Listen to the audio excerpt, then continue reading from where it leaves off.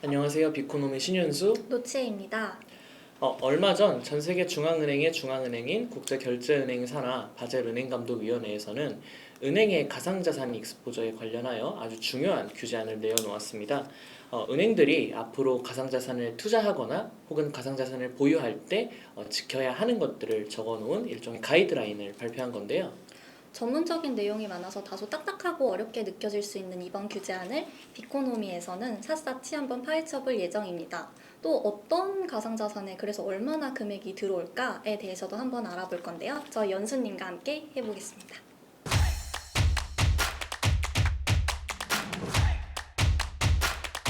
네, 그럼 연수님 이번 규제안 한번 간략하게 소개 부탁드립니다. 네, 이번 규제안은 전 세계 중앙은행의 중앙은행인 국제결제은행 산하에 있는 바젤은행감독위원회에서 발표한 규제안입니다. 정식 명칭은 은행의 가상자산 익스포저에 관한 건전성 규제안이라고 하고요. 앞으로 은행이 가상자산에 투자하거나 가상자산 관련 서비스를 제공할 때 따라야 하는 지침을 제시한 것입니다. 전 세계 중앙은행이 중앙은행이라고 하는데 이 국제결제은행 산하의 바젤은행 감독위원회는 뭐 하는 곳인가요? 이 바젤은행감독위원회는 BCBS라는 약칭으로 많이 불립니다. 전 세계 63개국의 중앙은행과 감독기구가 회원으로 있는 국제기구인데요.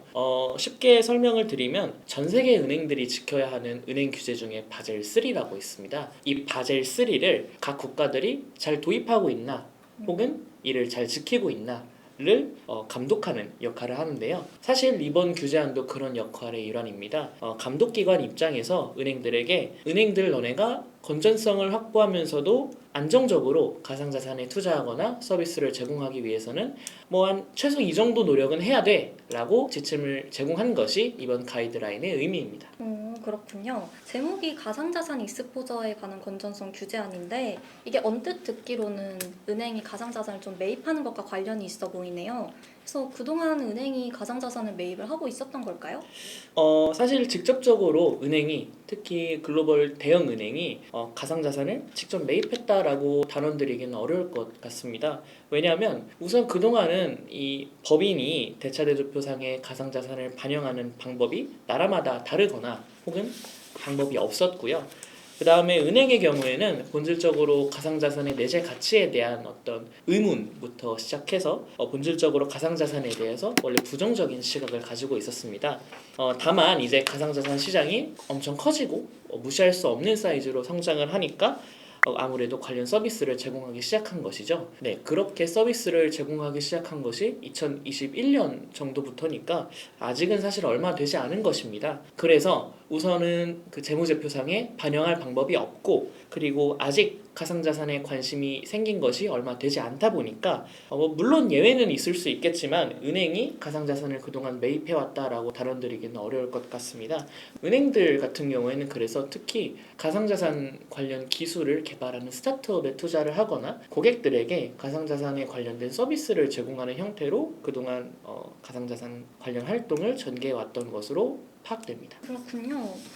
근데 가상자산은 사실 변동성이 엄청 크잖아요. 그래서 은행이 가상자산을 매입하거나 투자할 때 굉장히 많은 우려 지점이 존재할 것 같아요. 어떤 점을 은행이 제일 신경 쓸까요?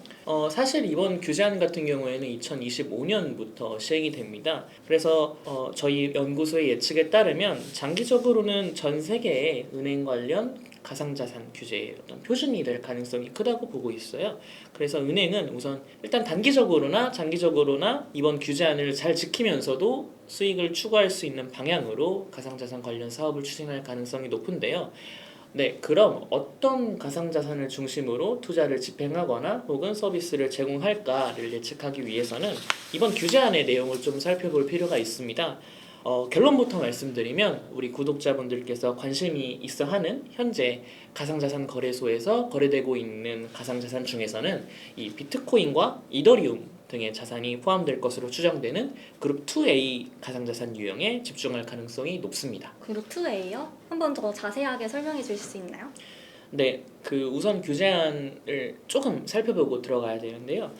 규제안이 핵심이 이제 가상자산을 위험도에 따라서 네 가지 유형으로 구분해서 규제를 차등 적용하겠다는 것입니다.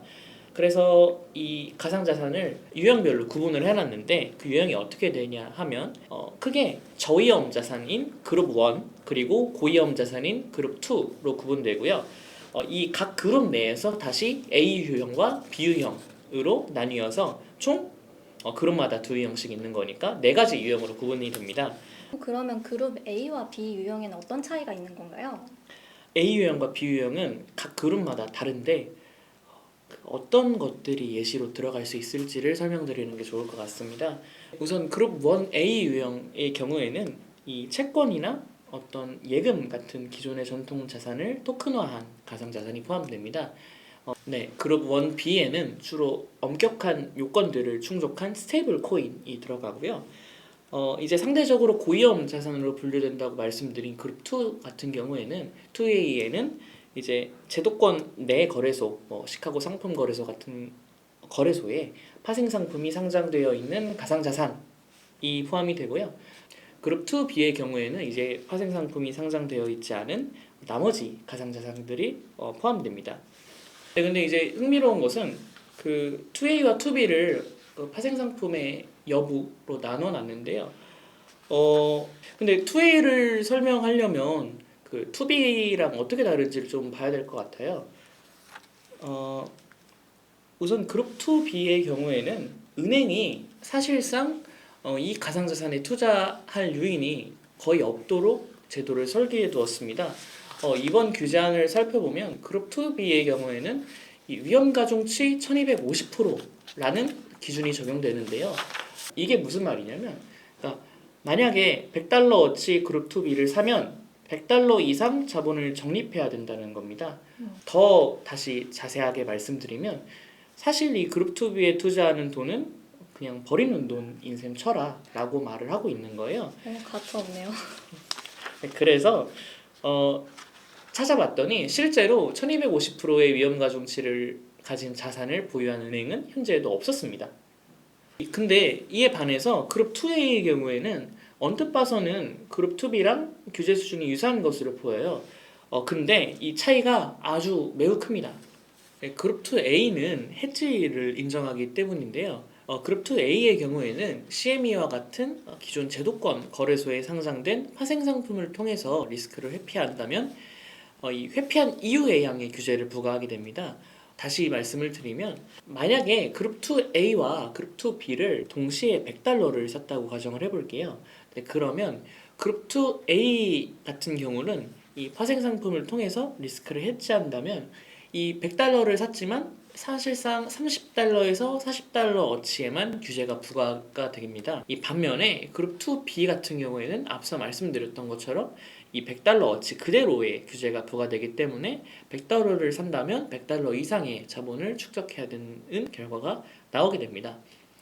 따라서 이 규제 수준의 차이가 있기 때문에 은행은 스테이블 코인이나 토큰화된 자산들을 제외한다면 그룹 2 가상자산 중에서는 그룹 2A를 살 가능성이 높습니다. 그리고 그 그룹 2A에는 여러 가상자산 중에서도 현재 제도권 내 거래소에 파생 상품이 상장되고 또는 ETF가 존재하는 비트코인과 이더리움이 포함될 가능성이 높습니다. 비트와 이더가 포함된다니 벌써 말만 들어도 좀 설레기 시작하는데요. 어쨌든 은행이 가상자산을 매입하는 것에 대한 가이드라인이 나온 거니까 사실 가상자산 시장인 좀 호재라고 볼 수 있겠다는 생각이 들어요. 은행 투자도 좀 본격화된다고 할 수 있을 것 같은데 그 예상하시는 그 가상자산 시장에 유입될 금액의 규모는 어느 정도로 생각하시나요? 네, 이번 규제안을 살펴보면 이 그룹 2 가상자산 같은 경우에는 은행의 기본 자본의 2%까지 보유할 수 있게 됩니다. 이런 규제안을 따를 경우에는 이 저희 연구소에서 추산한 바 2030년 기준 최대 1,463억 달러, 한국 돈으로 약 180조 원 정도가 이 그룹 2 가상자산 시장에 유입될 수 있을 것으로 추정됩니다. 어떻게 나온 수치냐면 전 세계 1000대 은행들의 기본 자본 총합을 한번 구해봤어요. 거기에다가 이 총합이 지난 5년 동안 어떻게 연평균 성장했는지를 보는 연평균 성장률 수치를 구해봤고요. 그리고 이 기본 자본 중에서 중국은행이 기본 자본이 차지하는 비중을 뺐습니다. 왜냐하면 중국은 지금 가상자산을 금지하고 있기 때문인데요. 그래서 이런 수치들을 토대로 유입하는 금액을 계산을 해봤는데 1,463억 달러라는 금액이 나왔고요. 만약에 2030년 정도까지 현재 가상자산을 금지하고 있는 중국의 규제가 완화되어서 중국 은행들의 자금까지 이 가상자산 시장에 유입된다고 가정할 경우에는 그 규모는 최대 1,649억 달러, 한국 돈으로 약 202조 원까지 시장에 유입될 수 있는 것으로 전망됩니다. 네, 그러면 이제 이 규제안이 언제쯤 시행되고 언제쯤 돈이 들어올지 우리 시청자분들께서 많이 궁금하실 것 같은데 언제 될까요? 우선 이번 규제안 같은 경우는 2025년 1월로 이행이 예정되어 있습니다. 물론 이제 2025년에 이행이 된다고 해도 사실 이 각국이 바로 규제 이것을 반영하는 것은 아니고 통상적으로 이 그 국가별로 자체적으로 이 규제를 자국 내 법령에 반영하는 절차를 거치게 됩니다.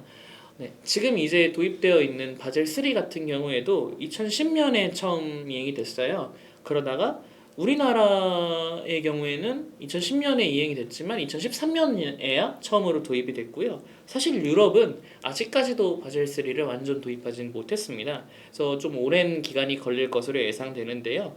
네, 그래서 2025년 1월에 이행이 된다 해도 아마 시행에는 좀 상당한 시간이 걸리지 않을까라고 예상하고 있습니다. 그렇죠. 이제 투자에는 기다림이 필수니까요. 네. 우리나라 은행에서도 그러면 가상자산에 좀 투자를 하게 될까요?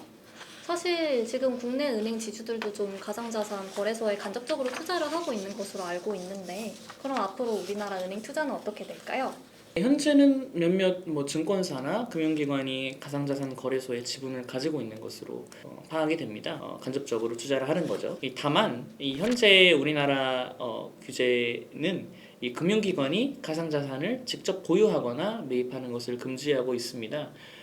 그러나 만약에 은행의 가상자산 익스포저에 관한 이번 규제안이 장기적으로 국내에도 도입이 된다고 가정을 한다면 향후 은행이 이제 가상자산에 투자할 수 있는 길이 열리게 될 것으로 예상을 하고 있습니다. 무엇보다도 특히 이 어떤 규제에 있어서의 불확실성이 해소된다는 점, 그리고 이에 따라서 은행이 어떤 다양한 가상자산 관련 서비스를 출시할 수 있는 제도적 기반이 열렸다는 점에서 이번 규제안이 이 가상자산이 보다 대중적으로 수용될 수 있는 중요한 출발점이 될 수 있을 것이라고 생각하고 있습니다. 네, 오늘은 저희가 바젤은행 감독위원회의 리포트에 대해서 상세히 살펴보았는데요. 이 영상 하단에 보시면은 저희 리포트 링크가 올려져 있으니까 상세한 내용이 궁금하신 분들은 그쪽을 참고해 주시면 좋을 것 같습니다. 네, 앞으로도 좀 더 유익한 콘텐츠로 찾아뵙겠습니다. 감사합니다.